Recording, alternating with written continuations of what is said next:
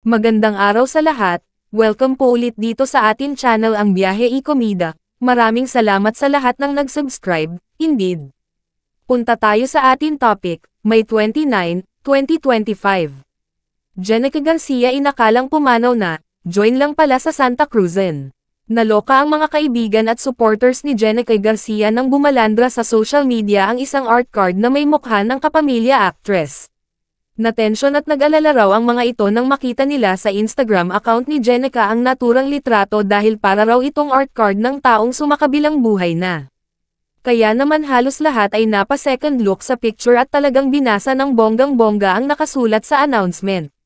Sabi ng ilang IG followers ng aktres at celebrity mom, may trauma na kasi sila dahil sa sunod-sunod na kamatayan sa mundo ng showbiz. Ang huli nga ay ang pagpanaw ng OPM legend na si Freddy Aguilar. Natahimik naman agad ang isip at puso ng showbiz friends at mga taga-suporta ni Jenica nang malamang tungkol lang pala sa Grand Sigalahan, ang kanyang post. Magaganap ang Santa Cruzan sa isang chapel sa Bocaue, Bulacan bukas, May 30. Ang aktres at celebrity mom ay naimbitahan daw na maging Reyna Emperatriz sa naturang Santa Cruzan. Sa comment section ng IG post ni Jenica, isa sa mga kinabahan ay ang friend niyang si Melay Cantiveros.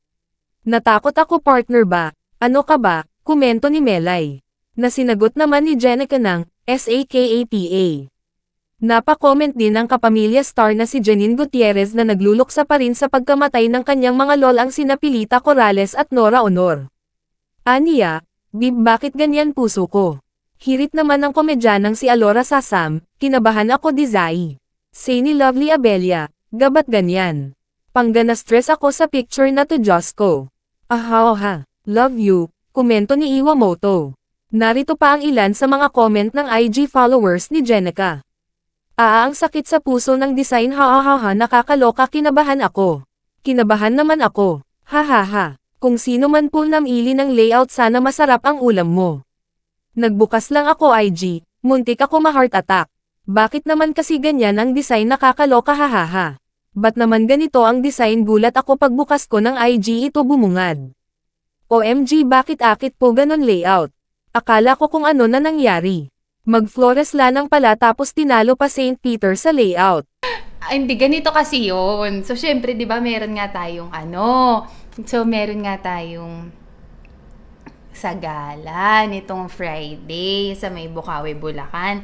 Ngayon, nung pinapapost yun sa akin, di nag-chat yung isa sa mga handler ko, sabi niya, sabi ni Ate Bet, i-post mo na. Sabi niya, gano'n, ito na yung ganyan, i-post mo na. Nung una kong nakita yun, sabi ko, hala. Ang una, pinapalitan ko muna yung picture kasi nahiya ako yung picture kasi na nakalagay nung una. Magenta yung lipstick ko. Sabi ko, nakakahiya naman. Katabi ko pa naman si Mama Mary dun sa picture. Pero kung ano yung naisip nyo, naisip ko na. Pero nahiya naman ako. Nahiya ako. Hindi ko masyadong ugali yung magpapalit ng mga bagay na trabaho na sobra ng iba. So, wag nyo nang anuhin kung sino yung nag-edit. Hayaan nyo na kung sino yung nag-edit. Wag nyo So, sabi ko, hala, nakakaya yung lipstick ko doon sa picture. Magenta, kako. Tapos doon pa naman sa picture si Mama Mary. Sabi ko, hala. Sabi ko, Ate Bet, pwede kayang palitan na lang kahit yung picture na lang. Kasi nahiya naman ako papalitan yung buong layout. Pero nagets ko na kagad yung picture. Sabi ko, hala, paano to? Pero naisip ko, ang makakagets lang, Facebook community. Yung humor ko kasi, feeling ko yung sense of humor ko pang Facebook. Minsan yung sense of humor ko, pag in-exercise ko siya sa Instagram, hindi siya patok. Kasi parang, ewan ko, siguro medyo social sila sa Instagram. So, minsan hindi ako nakaka-relate talaga sa Instagram. Hanggang sa nagulat ko, hala ka na, nag-gets na, yung reaction ng mga tao sa Facebook, ina-expect ko na. Pero yung sa Instagram tsaka sa TikTok, hindi ko ina-expect. Kaya nung nakita ko na, hala, sabi nila, my deepest congratulations. E-follow at i-like ang Facebook ni Jenny Garcia at Instagram at Jenica Garcia PH.